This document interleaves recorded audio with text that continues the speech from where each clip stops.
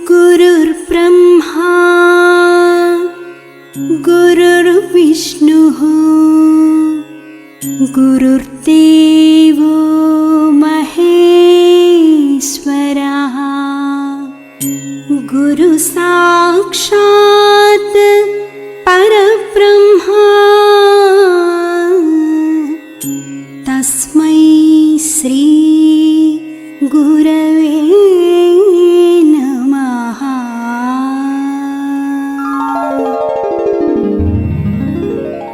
ఓం ఈశ్వర, నీవు అనంతుడవు, అనుపమానుడవు. ఆకాశము వలె నిండి, గాలి వలె వ్యాపించి, భూమి వలె చరాచర భూతకోటిని మోయుచున్నాడవు. సూర్యుని వలె జగజ్జాలములను వెలిగించుచున్నాడవు. నీకంటే ఘనులు గాని, పూజ్యులు గాని, పవిత్రులు గాని ఎవ్వరునూ లేరు. ఓ స్వామి, నీ మహిమ, నీ శక్తి, నీ వైశాల్యము, నీ లోతు, నీ సర్వజ్ఞత్వము తెలిసిన వారెవరునూ లేరు. నీవు సృష్టి, స్థితి, లయములకు మూలమై జ్ఞాన అజ్ఞానములు, కలిమి లేములు, ఘనాధికములు, బంధమోక్షములకతీతమైన నీ నిజతేజము ఎల్ల మానవ జీవకోటికిని ఆధారభూతమై ప్రకాశించుచున్నది. ఓ స్వామి, నిన్ను నమ్మిన వారు నశించరు. నిన్ను ధ్యానించు వారికి దుఃఖములు లేవు. నిన్ను మనస్సులో నుంచి వారికి భయము లేదు. మేము పామరులము, దీనులము, నీవే దిక్కని నమ్మియున్న భక్తులము. మా భారము కర్ణధారుని వలె నీపై వేసికొని మమ్ము మాయలయందును, పాపములయందును, హింసలయందును పోనీయక నీ తత్ప్రతిపాదకంబైన మహావిశ్వమునందు సర్వదా నిలిపి నీ దయయను సర్వసేచనమున మమ్ము పునరుద్ధరించి మా కష్టములను దీర్చి మా అజ్ఞానమనే చీకటిని తొలగించి మా పొరపాట్లు మన్నించి మమ్ము అన్ని విధాలా కాపాడి సంరక్షింపుము తండ్రి. నీవు కరుణాళుడవు, దయాళుడవు, దీన రక్షకుడవు, దేవాధిదేవుడవు, సచ్చిదానంద స్వరూపుడవు, ఈశ్వరుడవు. నీకు మా నమస్సులగునుగాక. నమస్తే నమస్తే నమస్తే నమః. ఓం శాంతి శాంతి శాంతి. ఓం శ్రీ సద్గురుభ్యో నమః. జగమున ధర్మము నెలకొల్పగా ఈశ్వరుండొక దివ్య వ్యక్తిని పంపున్ అన్నారు శ్రీ విశ్వ విజ్ఞాన విద్య ఆధ్యాత్మిక పీఠ 6వ పీఠాధిపతులు బ్రహ్మర్షి డాక్టర్ ఉమర్ అలీ షా గారు. సమాజంలో ధర్మం 4 పాదములతో నడవడానికి అవతార పురుషులు జన్మిస్తారు. అదే సమాజ హితం కొరకు సాహిత్యములు అందించడానికి మహాకవులు కూడా జన్మిస్తారు. అటువంటి మహాకవులలో 19వ శతాబ్దానికి చెందిన ఆధ్యాత్మిక కవి బ్రహ్మర్షి ఉమర్ అలీ షా గారు ఒకరు. పువ్వు పుట్టగానే పరిమళించినట్లు వీరు బాల్యం నుండే రచనలు చేయడం ప్రారంభించారు. సతీమణి కోరిక మేరకు కొన్ని, జ్ఞానసభ సభ్యుల కోరిక మేరకు కొన్ని రచనలు చేశారు. వాటిని నేటి ఆధునిక సమాజంలో 20వ శతాబ్దపు తరం నుండి 21వ శతాబ్దపు తరం వరకు పరిచయం చేసి ఆ సాహితీ కిరణాలను తెలుగు నేల నలుమూలలా ప్రసరింపచేయడానికి ఉద్దేశించబడినటువంటి కార్యక్రమమే ఈ బ్రహ్మర్షి ఉమర్ అలీ షా అంతర్జాతీయ సాహితీ కార్యక్రమం. ఈ కార్యక్రమాన్ని వీక్షిస్తున్న సాహితీ ప్రియులు అందరికీ శ్రీ విశ్వ విజ్ఞాన విద్య ఆధ్యాత్మిక పీఠం స్వాగతం పలుకుతోంది. ప్రస్తుత నవమ పీఠాధిపతులు డాక్టర్ ఉమర్ అలీ షా వారి మార్గనిర్దేశకత్వంలో ఈ కార్యక్రమం ప్రతి ఆదివారం ఉదయం 10 గంటల నుండి 30 నిమిషాల పాటు యూట్యూబ్ ప్రీమియర్ ద్వారా 21వ శతాబ్దపు 20వ దశకం ప్రారంభం నుండి ప్రసారం కాబడుతుందని సగర్వంగా తెలియజేస్తున్నాము. హితేన సహితం సాహిత్యం అన్నారు పెద్దలు. సమాజ హితమే ధ్యేయంగా కావ్యాలు రచించేవారు. మానవ సమాజంలోని వ్యక్తులు సాహిత్యాన్ని చదవడం వలన కానీ వినడం వలన కానీ మంచిని గ్రహించి ఆచరించి తమ ప్రవర్తనలోనూ ఆదర్శప్రాయంగా చేసుకుంటారని కవుల ఉద్దేశ్యం. రాను రాను సాహిత్యం వినోదప్రదంగా ఉండాలని, విజ్ఞానపరంగా ఉండాలని, విమర్శనాత్మకంగా ఉండాలని పలువురు అభిప్రాయపడ్డారు. తత్ఫలితంగా వినోద కావ్యాలు, విజ్ఞానపరమైన కావ్యాలు మనిషి మనోవికాసానికి దోహదం చేసి వివిధ రకాల ఇతివృత్తులతో కావ్యాలు రచించబడ్డాయి. తరువాత విమర్శన కావ్యాలు కూడా రచించబడ్డాయి. కావ్య పఠనము మనిషికి విజ్ఞాన వినోద విమర్శలతో పాటు విచక్షణా జ్ఞానాన్ని కూడా ఇస్తుందని గ్రహించాలి. సాధారణంగా కావ్యాలు ఒక వ్యక్తి ఇంకొక వ్యక్తికి గాని, ఒక సమూహానికి గాని విశదమయ్యేటట్లు బోధించబడేవి. తరువాత కాలంలో వీటిని నిశ్రవ్య కావ్యాలు అంటారు. కావ్య కథ వింటున్న వ్యక్తి ఆ కథలోని పాత్రలను తన మనోహృదయ ఫలకం మీద సృష్టించుకుని మనోనేత్రంతో దర్శించేవారు. పాత్ర సృష్టి, వారి సంభాషణలు, వారి ఆహార్యం ఆ వ్యక్తి ఆలోచన పరిధిని బట్టి ఉండేది. అయితే కావ్యకర్తలు ఆ పాత్ర సృష్టి, వారి సంభాషణలు, వారి ఆహార్యం ప్రస్ఫుటించేలాగా రచించాలని పూనుకున్నారు. వీటిని దృశ్య కావ్యాలు అంటారు. ఇలా సాహిత్యంలో పద్య కావ్యాలు, గద్య కావ్యాలు, దృశ్య కావ్యాలు, ప్రబంధాలు, శతకాలు ఇంకా అనేక రకాలుగా విస్తరించింది కవిత్వం. ఒక వ్యక్తి గాథను పద్యాల్లో రాస్తే పద్య కావ్యం, పద్యం గద్యం కలిసి రాస్తే దాన్ని చంపు కావ్యం అంటారు. పూర్తి గద్యంలో రాస్తే దాన్ని నవల అంటారు.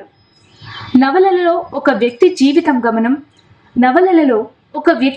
గమనం, ఒడిదుడుకులు, సమస్యలు, పరిష్కారాలు అన్నీ ఉండడం వలన పాఠకులకు తాము తమ జీవన విధానాన్ని సరిదిద్దుకునేందుకు అవకాశం ఉంటుంది. ఎలాంటి సమస్య వస్తే ఎలాంటి పరిష్కారం అవసరమవుతుందో అవగాహన అవుతుంది. అలాగే సంభాషణలు, ఇద్దరు లేక ముగ్గురు వ్యక్తులు సంభాషిస్తున్నప్పుడు ఏ విధమైన పదజాలం వాడాలి, ఏ విధమైన పదజాలం వాడకూడదు, సందర్భోచితంగా తమ హావభావాలు కానీ తమ భావోద్రేకాలు కానీ ఎలా ప్రదర్శించాలి అన్న విషయాలు తెలుస్తాయి. ఈ విషయాలు తెలియజేస్తూ సంభాషణాత్మకంగా వ్రాసిన దానిని నాటకం అంటారు.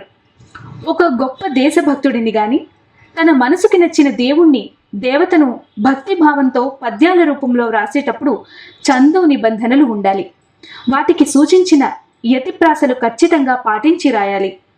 ఛందో నిబంధనలు లేకుండా స్వేచ్ఛతో తన మనసులో ఉన్న భావాలను సూటిగా చెప్తూ వినడానికి సొంపైన పదాలను వాడుతూ అనుప్రాసలలో కూడిన దానిని వచన కవిత, గేయము అంటారు. కవులు నాడు కానీ నేడు ఒక్కొక్క ప్రక్రియను ఎంచుకుని దానిలో నిష్ణాతులవ్వడం అందరికీ తెలిసిందే. కానీ మన డాక్టర్ ఉమర్ ఆలిషా గారు పద్య కావ్యం రాశారు, నవల రాశారు, నాటకం రాశారు, కవితలు రాశారు. ఇంకా సాహిత్యంలో ఎన్ని ప్రక్రియలు ఉన్నాయో అన్నింటిలో తాను రచనలు చేసి నిజంగానే సమాజహితం చేకూర్చారు. మొట్టమొదట మనం చెప్పుకునే హితేన సహితం సాహిత్యం అన్న సూక్తిని నిరూపించారు. వారికి అనేక నమోవాకములు. ఈనాటి సాహితీ కార్యక్రమంలో మీకు పరిచయం చేయబోతున్న గ్రంథము చారిత్రాంశకమైన నాటక గ్రంథము చంద్రగుప్త. చంద్రగుప్త భారతదేశ హిందూ మహాయుగ చరిత్రలో వివిధ వంశాల యొక్క రాజ్యములు, చక్రవర్తులు, రాజులు కలరు.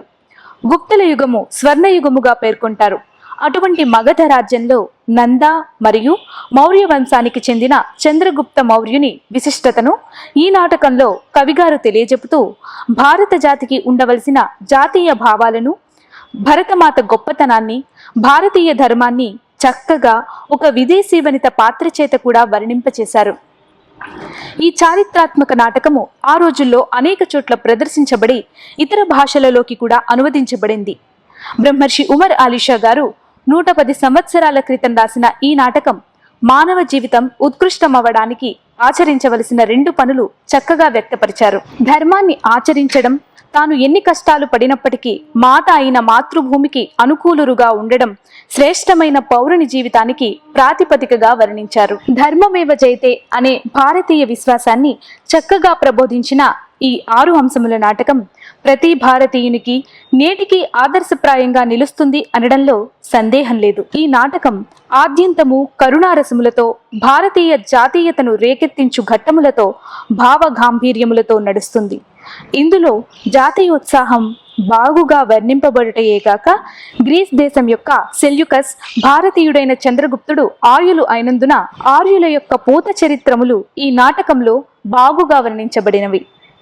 బ్రహ్మర్షి ఉమర్ అలీషా వారు తన 25వ ఏట 1910వ సంవత్సరంలో రాసిన ఈ నాటకం 1911లో ప్రకటితమైన మొదటి, రెండవ, మూడవ ముద్రణలతో 3 సార్లు ముద్రించబడి 3000 ప్రతులు ఆంధ్ర నాటక సమాజానికి అందించబడి నాటక ప్రియులకు రంగస్థలంలో కనువిందు చేసినది.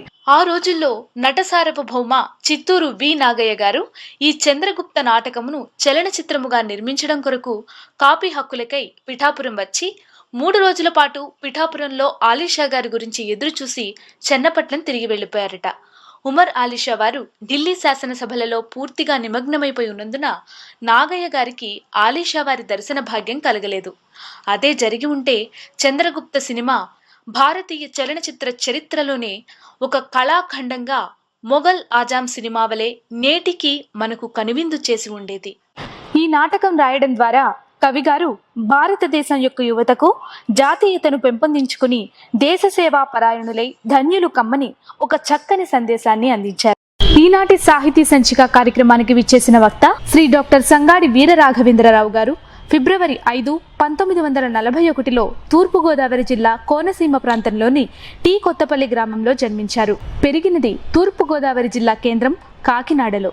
వృత్తిరీత్యా తెలుగు భాషా పండితులు, అధ్యాపకులు, ఉపన్యాసకులు. ప్రవృత్తిరీత్యా తెలుగు సాహిత్య రచన పద్య కవితిలక బిరుదును పొంది 6 రచనలు చేసి 2 పరిశోధక వ్యాసాలు రాసి 9 ఉత్తమ సాహితీ పురస్కారాలు అందుకున్న సరస కవి, సహృదయ చక్రవర్తి, గురుశ్రేష్ఠుడు.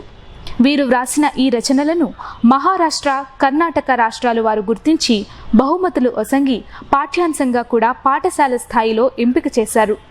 ఆంధ్ర పద్య కవితా సదస్సు అధ్యక్షునిగా, నన్నయ్య సారస్వత పీఠము ఉపాధ్యక్షునిగా ఎనలేని సేవ చేసి తెలుగు సాహిత్యానికి సదస్సుల రూపంలో ఉత్సవం జరిపించారు. అనేక ఆకాశవాణి, దూరదర్శన్ కార్యక్రమాలలో పాల్గొని న్యాయ నిర్ణేతగా అనేక కార్యక్రమాలకు సారథ్యం వహించారు. తిరుమల శ్రీవారి బ్రహ్మోత్సవాలలో వ్యాఖ్యాతగా తమ సుమధుర స్వరాన్ని తిరుమల గిరులపై వినిపించారు. భువన విజయాలు, కవి సమ్మేళనములు వారికి కరతలామలకములు. తెలుగు ఉపాధ్యాయునిగా జీవితం ప్రారంభించి ఉపన్యాసకునిగా, రీడర్గా ఎదిగి అనేక ప్రభుత్వ అవార్డును అందుకుని ప్రస్తుతం 80వ దశకం వయసులో కూడా నిరంతరం సాహితీ సమాలోచన చేస్తూ ప్రతి నెలా పద్యం అందిస్తూ కృషి సల్పుతున్నారు. అనేక సాహితీ సంస్థలతో అనుబంధము, 40 సంవత్సరముల అధ్యాపక వృత్తిలో అనుభవము, టెన్నిస్ క్రీడపై ఆసక్తి వీరిని ఆంధ్రప్రదేశ్లో శ్రీకాకుళం నుండి చిత్తూరు వరకు సాహితీ సభ్య సమాజానికి చుట్టంగా చేసింది. వీరు వ్రాసిన కవితా సంపుటి కాలుష్యపు కోరల్లో 10 మందిని ఆకట్టుకుని పాఠ్యాంశం అయింది.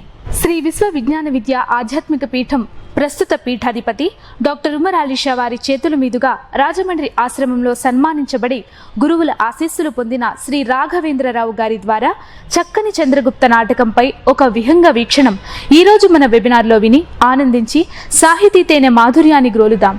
వారికి ఇదే మా ఆహ్వానం. చంద్రగుప్త నాటకంలో భారత జాతీయత. రచన పద్యకవి తిలక డాక్టర్ ఎస్వి రాఘవేంద్రరావు. చంద్రగుప్త చారిత్రాత్మకమైన 6 అంకాల నాటకం. నందవంశాన్ని నాశనం చేసి మౌర్య వంశాన్ని స్థాపించడానికి కారకుడైన చంద్రగుప్తుని గురించిన కథాకలనం. ఇది అపార కరుణాది రసాలతో, అమూల్యమైన భావ గంభీరంతో తొలతూగుతూ ఉంది. ఇందు జాతీయోత్సాహం, ఆర్యుల పవిత్ర చరిత్రలు బావుగా వర్ణింపబడ్డాయి. ఇందు భారత జాతీయత ధ్వనిగర్భితంగా నిబిడీకృతమై ఉంది. ఇది షష్ఠ పీఠాధిపతి బ్రహ్మర్షి ఉమరాలీషా సద్గురువర్యుల విరచితం. భారత జాతీయ కాంగ్రెసు సంస్థ ఆవిర్భవించిన సంవత్సరం అంటే 1885లోనే శ్రీమతి చాన్బియాంబ గర్భసుక్తి ముక్తాఫలంగా కవిశేఖర బ్రహ్మర్షి డాక్టర్ ఉమరాలీషా గారు జన్మించారు. పువ్వు పుట్టగానే పరిమళిస్తుందన్నట్లు చిన్ననాటి నుండి ఆయన నరాల్లోనూ దేశభక్తి జీర్ణించుకుపోయింది. వీరి తండ్రి గారు మహర్షి ముహియుద్దీన్ బాద్షా గురువర్యులు అరబ్బీ, పారసీక సంస్కృతాంధ్ర పండితులు కావడం వల్ల వారి గురుత్వంలో ఆ భాషలన్నీ మన ఉమరాలీ షా గారికి కరతలామలకాలయ్యాయి. వీరు సహజ విద్వత్కవులు కావడంతో 14వ ఏటనే తెలుగులో వీరికి ధారాళంగా కవిత్వం చెప్పడం అలవడింది. ప్రపేదిరే ప్రాక్తన జన్మ విద్యా అన్నట్లు పూర్వజన్మ పుణ్యం వల్లనే విద్యలు లభిస్తాయి. ఉర్దూ మాతృభాషగా కలిగి ఛందోబద్ధమైన తెలుగు కవిత్వం రచించడం అనన్య సామాన్యమైన విషయం. ఇది పూర్వజన్మ సంస్కార సంపాద్యం. అట్టి గొప్ప అదృష్టం మన ఉమరాలీ షా గారికి లభించింది. డాక్టర్ ఉమరాలీ షా గారి రచనలు ఈ పద్యాన్ని బట్టి మనం తెలుసుకోగలుగుతున్నాం.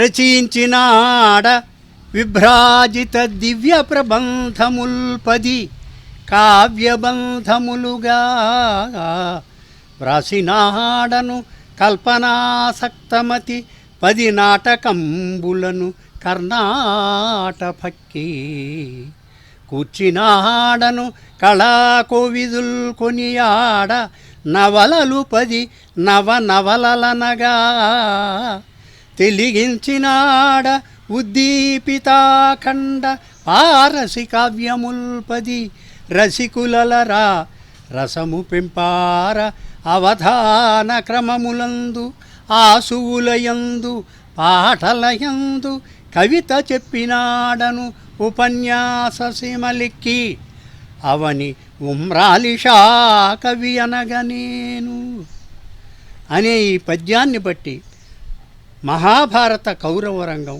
మణిమాల, చంద్రగుప్త, అనసూయ, కళ, విచిత్ర బిల్హణీయం, విషాద సౌందర్యం మొదలైన 10 నాటకాలు వ్రాశారని విశదమవుతోంది. డాక్టర్ ఉమరాలీ షా గారు చంద్రగుప్త నాటకానికి ముందు గీతావతి పరిణయం, శారికా స్వయంవరం, మణిమాల,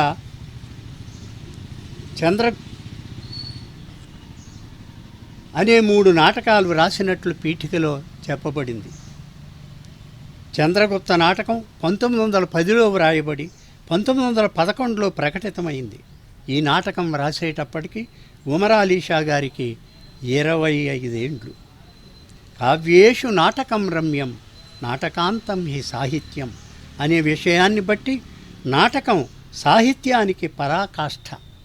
చెయ్యి తిరిగిన కవి మాత్రమే నాటక సాహిత్యాన్ని సృష్టింపగలడు.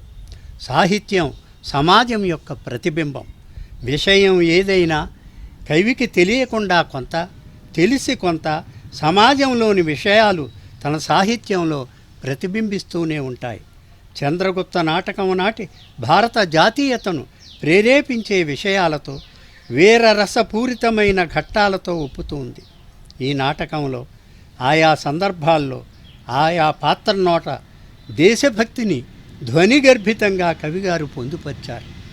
దేశభక్తి ప్రపూరితమై జాతీయతను కలిగించే ఆయా విషయాలను, ఆయా సన్నివేశాలను పాఠకులకు తెలియజేయడమే ఈ వ్యాసోద్దేశం.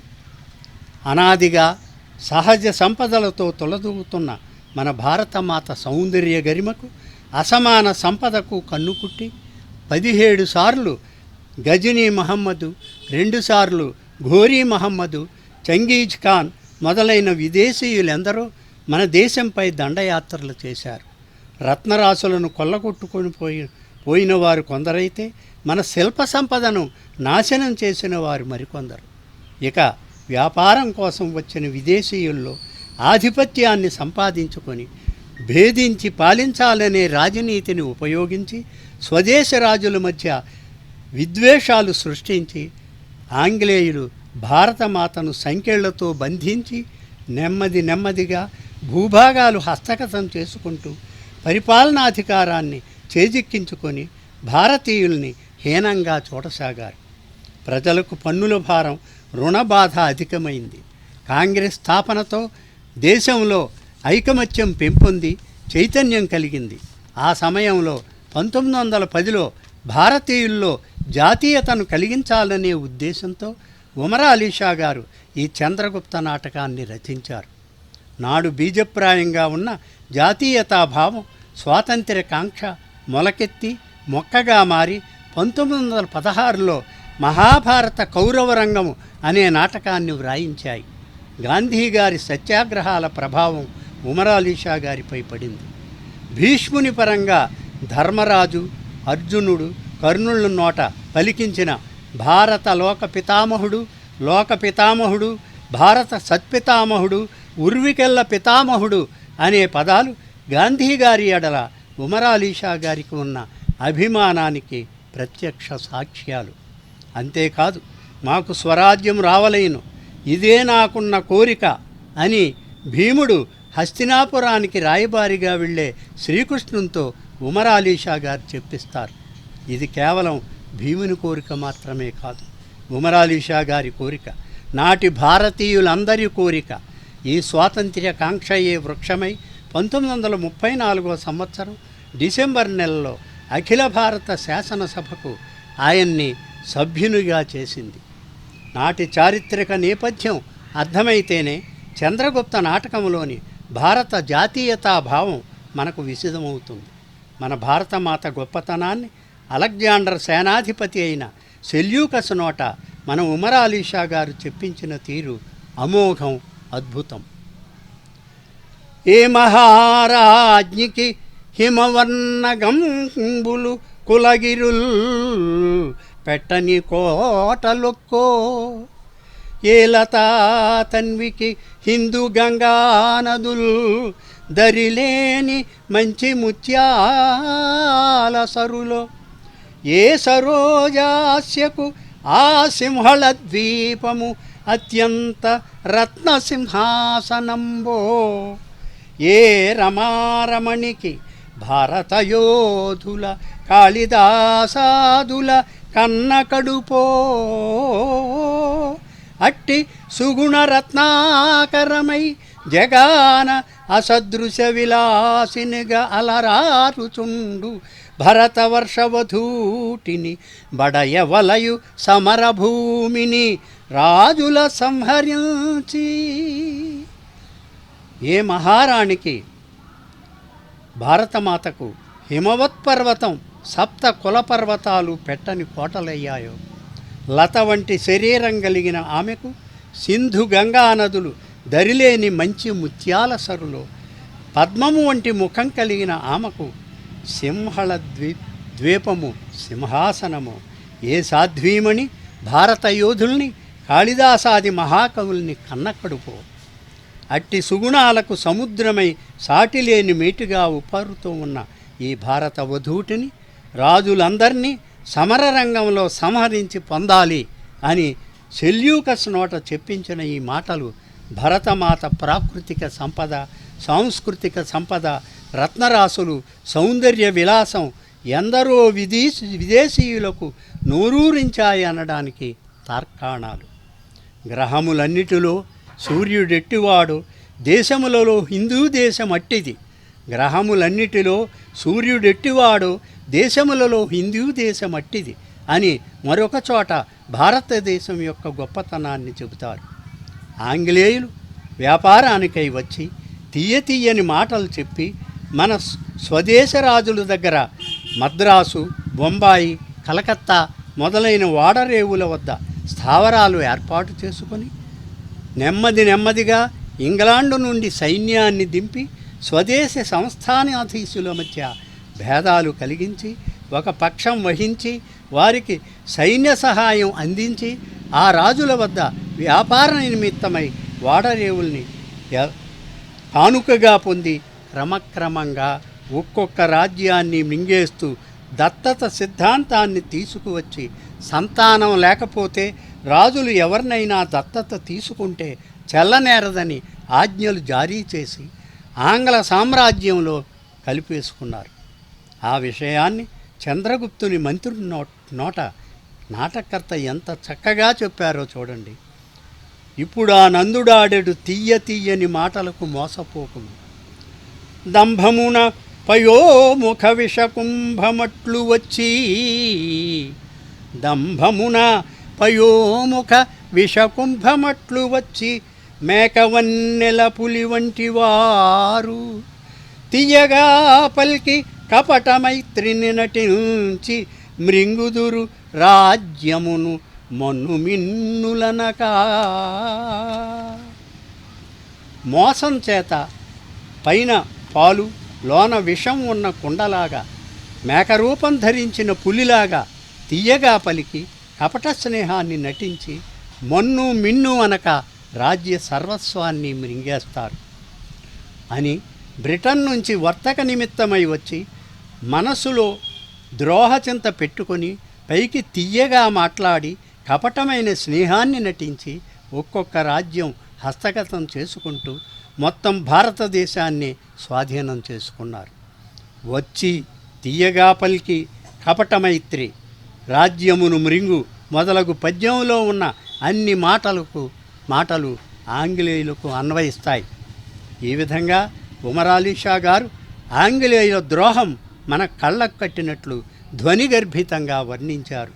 మరో చోట చిటిముటి తీపు మాటలెరజేయుచు రాజ్య రమావధూటిన్ గుటుకున మృంగి నిన్ వెతల కూలుస్తాడు అని నందుని పరంగా చెప్పి చంద్రగుప్తుని హెచ్చరిస్తాడు మంత్రి. ఈ మాటలు కూడా ఆంగ్లేయులు మనకు చేసిన ద్రోహాన్ని గుర్తుకు తెస్తుంది. దేశద్రోహులు నమ్మక ద్రోహుల వల్లనే విజయాలు చేకూరాయి. భేదించి పాలించడం విదేశీయులకు వెన్నతో పెట్టిన విద్య.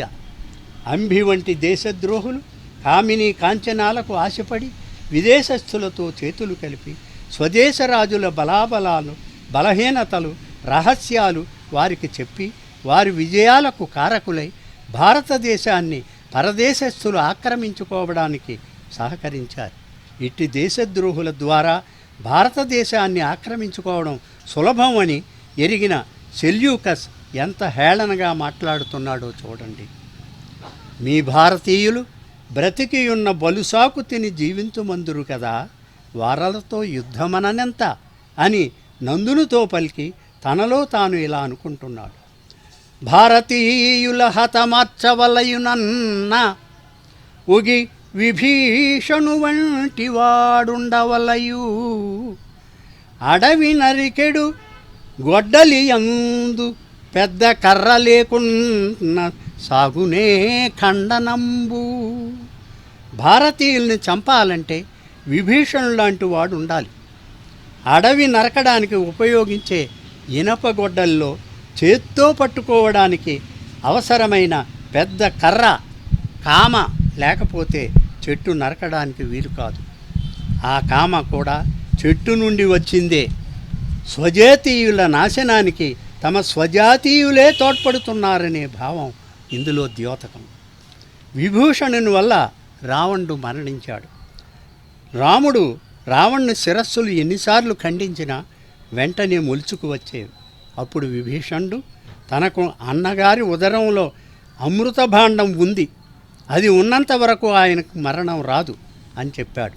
అప్పుడు రాముడు రావణుని పొట్ట మీద బాణప్రయోగం చేయడంతో అమృత భాండం బ్రద్దలైపోయింది. రాముడు రావణుని సంహరించాడు. దాని కారణంగానే ఇంటిగుట్టు లంకకు చేటు అనే సామెత లోకంలో ప్రసిద్ధమైంది. అందుకే సెల్యూకస్ నోట విభూషణుడు వంటి వాడుంటే భారతీయుల్ని హతమార్చడం తేలిక అని గొడ్డలి దానికి ఉపయోగించే కామ గురించి చక్కని ఉపమానాన్ని చెప్పించారు ఉమర్ షా గారు. గతంలో దేశద్రోహుల వల్ల భారతదేశానికి చాలా అనర్థం జరిగిపోయింది. మళ్ళీ అటువంటి పొరపాటు చేయడం కూడదని ఆనాటి సమాజానికి సందేశం అందించారు ఉమర్ షా గారు. అటువంటి దేశద్రోహుల్ని అణచివేసి మాతృభూమికి మహోపకారం చేయాలని, ధర్మరక్షణ జన్మభూమి సంరక్షణ తలదాల్చాలని చాణక్యుని నోట చంద్రగుప్తునికి బోధింపచేశారు ఉమర్ షా గారు. చంద్రగుప్తుడు శిరసావహించాడు. చాణక్యుడు చంద్రగుప్తునితో ఎంతవరకు మేన ప్రాణములుండుచుండునో, ఎంతవరకు మేన ప్రాణములు ఆడుచుండునో అంతవరకు దేశద్రోహులను అడంచి మాతృభూమికి మహోపకారం అనరించుటకు దౌర్వీర్యము వెల్లడించి కీర్తిగాంచవలైను. కానీ చరమకాలమును చేయవలసిన వేదాంత వ్యాసంగములతో ముక్కు మూసుకొని పూసలు తిప్పుట ఇప్పుడెందుకు? మనుజుడు రెండు పనులనే వనరింపవలయు,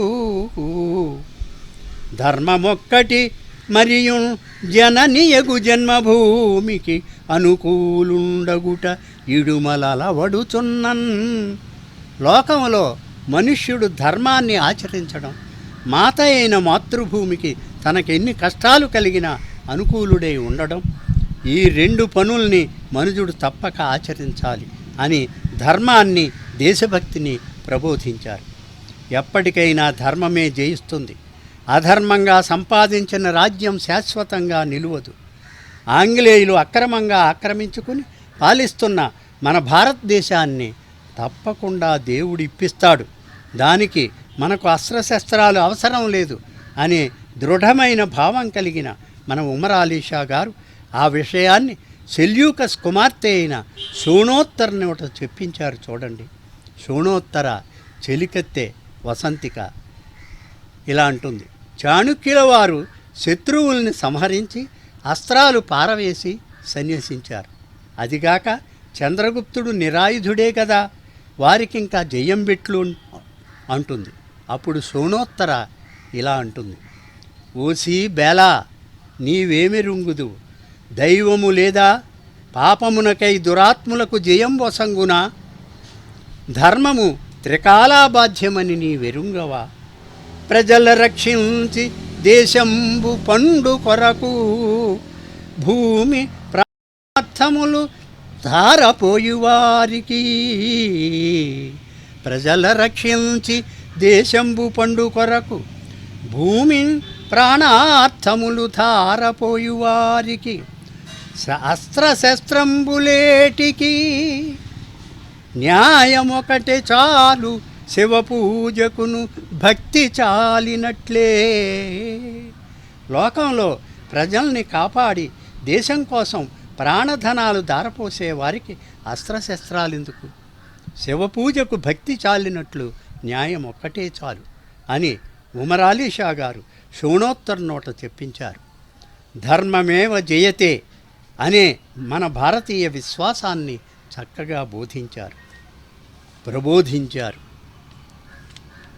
నందుని మంత్రి అయిన శృతశ్రవుని నోట ప్రాపంచిక ధర్మాన్ని, నిత్య సత్యాన్ని ఎంత చక్కగా చెప్పించారో చూడండి.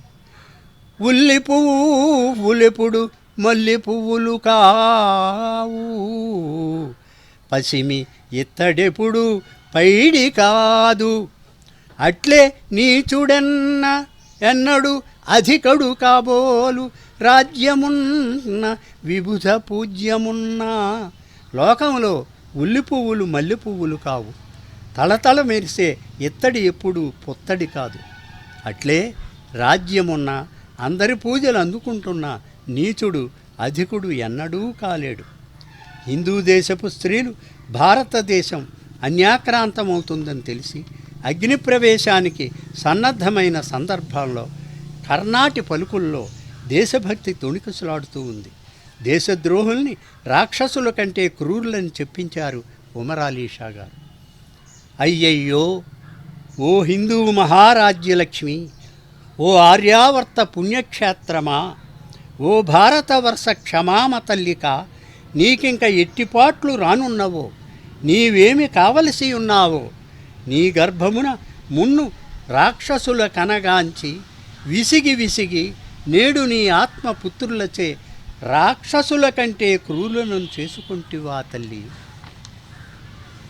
నందుల వంటి దేశద్రోహుల్ని భరతజన్కు పుట్టిన దుర్గంధ కుసుమాలు అని కర్ణాటి చేత, ఓరీ నందా, భారత పుత్రుడవయ్యు ఎంత పనికిమాలను వాడు అయితేవిరా, చాలు నీ సాహసము అని మాళవి చేత, వీడేనా నందుడు కాదు మందుడు అంటే శనిలాంటివాడు అని అనిలాటి చేత, అవును అనామక తరువు బొగ్గులకై చెట్టును పాలకై పొదుగును కోయువాడు మరి ఎవరనుకుంటివి అని కర్ణాటి చేత, నందా మాతృదేశ వధానంద అని షోణోత్తర చేత దేశద్రోహుల్ని తూర్పార పట్టించి తన దేశభక్తిని చాటుకున్నారు ఉమర్ అలీ షా గారు. బ్రిటిషు వారి పాలనలో ఉద్యోగాలు చేసి వారి అడుగులకు మడుగులొత్తి దేశద్రోహానికి ఒడిగట్టే ఉద్యోగుల్ని విమర్శించారు ఉమర్ అలీ షా గారు.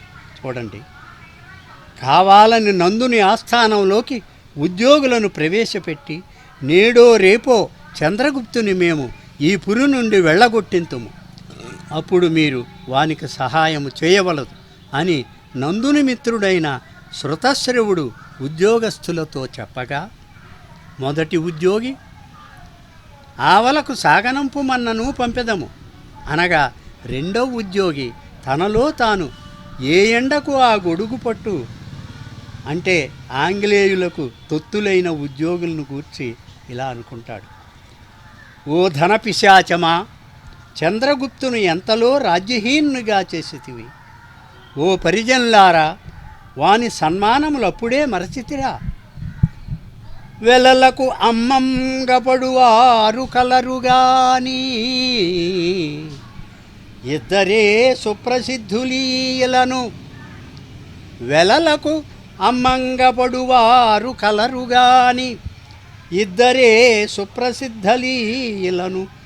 జారవెలది ఉద్యోగోగి కాన ఏ కొలదినైన కూలికి విషంబునేని త్రాగుదురు వీరు.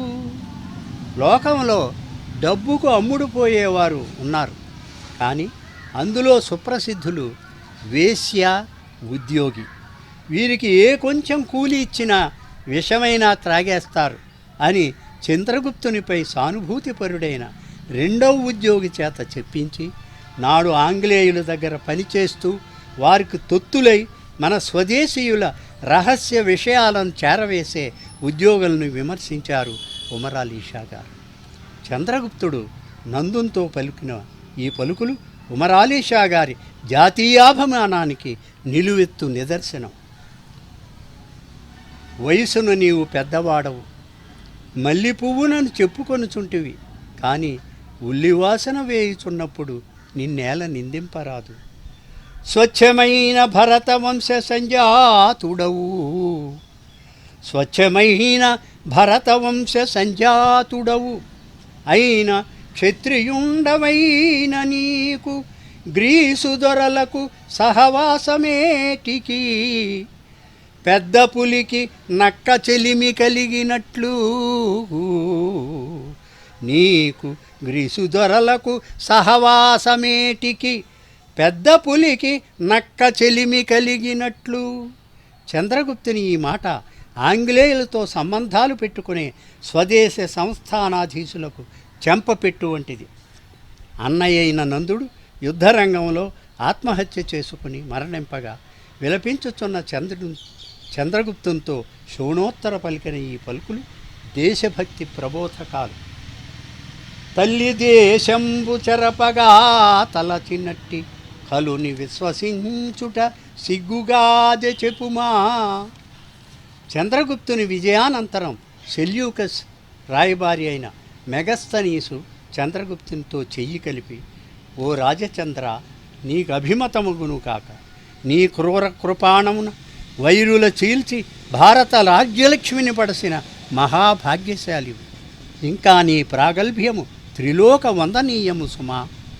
ఇందు భారత రాజ్యలక్ష్మిని పొందాలనే ఆకాంక్ష ఉమరాలీ షా గారి హృదయంలో ప్రబలంగా ఉన్నట్టు సుస్పష్టం. ఈ క్రింది భరతవాక్యంతో నాటకం ముగింపబడింది. జ్ఞాతి వైరంబులుడిగి విజ్ఞానమతిని ప్రజలు రాజానురాగులై పరగుతా.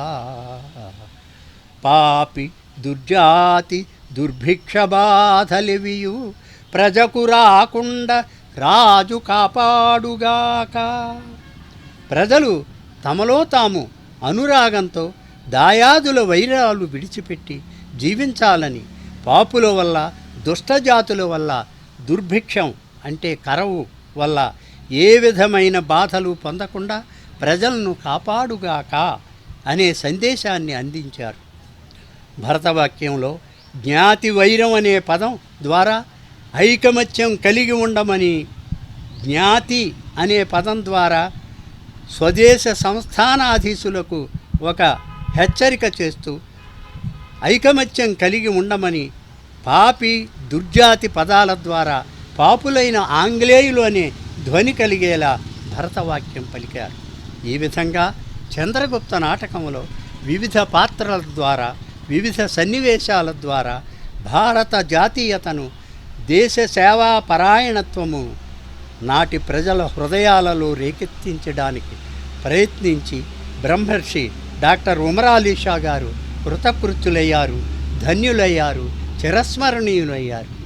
జై హింద్.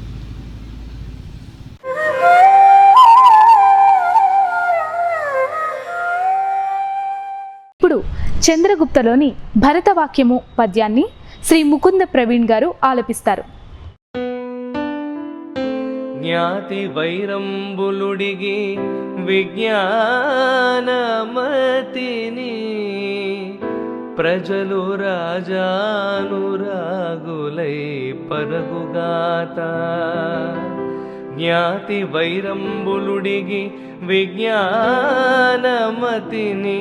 ప్రజలు రాజానురాగులై పరగుగాత. పాపి దుర్జాతి దుర్భిక్ష బాధలెవియు, పాపి దుర్జాతి దుర్భిక్ష బాధలెవియు బ్రజకురాకుండా రాజు కాపాడుగాక.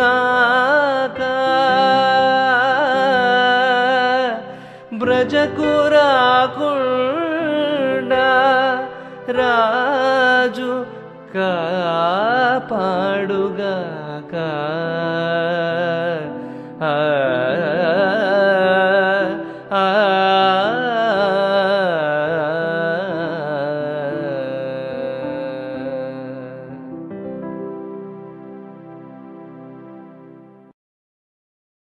ఈ వెబినార్ కొరకు సహాయ సహకారాలు అందజేయదలిచిన వారు ఈ క్రింది కాల్ సెంటర్ నంబర్ను సంప్రదించవచ్చు. నంబర్ 9100008799. ఈరోజు వెబినార్ కార్యక్రమమును శ్రీ మరియు శ్రీమతి ఎర్రా కృష్ణ కిషోర్ కమలరత్న దంపతులు, వారి పుత్రిక ఉమా సరియు యునైటెడ్ కింగ్డమ్ వారు సహాయ సహకారం అందజేశారు. వారికి మేము సదా కృతజ్ఞులము. జగన్నాథపురం కోటనందూరు మండలం వాస్తవ్యులు శ్రీ ఎర్రా సత్యనారాయణ గారు, శ్రీమతి ఎర్రా సత్యవతి దంపతుల సంతానం శ్రీ ఎర్రా కృష్ణకిషోర్ గారు, శ్రీమతి లోకవరపు అరుణకుమారి గారు. శ్రీ సత్యనారాయణ గారు ఏప్రిల్ 1976 సంవత్సరంలో, శ్రీమతి సత్యవతి గారు నవంబర్ 1978 సంవత్సరంలో శ్రీ హుషేన్ షా స్వామివారి నుండి మహామంత్రాన్ని పొందినారు. శ్రీ సత్యనారాయణ గారు కాకినాడలో హెడ్ కానిస్టేబుల్గా ఉద్యోగ బాధ్యతలు నిర్వహిస్తూ పదవీ విరమణ పొందినారు. శ్రీ కృష్ణ కిషోర్ గారి మావయ్య గారు జగన్నాథపురం కోటనందూరు మండలం వాస్తవ్యులు అయిన శ్రీ చిటికల సత్యనారాయణ గారు, అత్తయ్య గారు శ్రీమతి చిటికల వరలక్ష్మి గారు నవమ పీఠాధిపతి శ్రీ ఉమరాలీ షా స్వామివారి నుండి మహామంత్రాన్ని పొందినారు. శ్రీ కృష్ణ కిషోర్ గారు సెప్టెంబర్ 1990 సంవత్సరంలో, శ్రీమతి కమలారత్నం గారు మే 2004 సంవత్సరంలో, చిరంజీవి ఉమా సరియు ఆగస్ట్ 2016 సంవత్సరంలో నవమ పీఠాధిపతి శ్రీ ఉమరాలీ షా స్వామివారి నుండి మహామంత్రాన్ని పొందినారు. శ్రీ కృష్ణ కిషోర్ గారు సీనియర్ ప్రిన్సిపల్ ప్రొడక్ట్ మేనేజర్గా సాఫ్ట్వేర్ కంపెనీలో ఉద్యోగ బాధ్యతలు నిర్వహిస్తూ కుటుంబంతో గత 15 సంవత్సరములుగా లండన్ మహానగరం యునైటెడ్ కింగ్డమ్లో నివసిస్తున్నారు. శ్రీ కృష్ణ కిషోర్ గారు స్వామి ఆదేశించిన విధముగా ఎన్ఆర్ఐ టెక్నికల్ టీంలో పీఠానికి మరియు ట్రస్ట్ నిర్వహించే కార్యక్రమములలో విశిష్టమైన సేవలు అందజేస్తున్నారు. ఈరోజు కార్యక్రమానికి సహాయ సహకారాలు అందజేసినటువంటి శ్రీ ఎర్రా కృష్ణ కిషోర్ గారు, శ్రీమతి కమలారత్నం గారికి మరియు వారి కుటుంబ సభ్యులందరికీ స్వామి ఆశీస్సులు కలగాలని కోరుకుంటున్నాము. ఈ సాహితీ కార్యక్రమాన్ని వీక్షించిన సాహితీ ప్రియులందరికీ శ్రీ విశ్వ విజ్ఞాన విద్య ఆధ్యాత్మిక పీఠం పిఠాపురం వారు ప్రత్యేక ధన్యవాదాలు తెలియజేస్తున్నారు. తిరిగి వచ్చే వారం ఉమరాలీ షా వారి సాహిత్యంపై మరొక విశిష్ట కార్యక్రమంలో కలుసుకుందాం. అంతవరకు సెలవు. శుభం.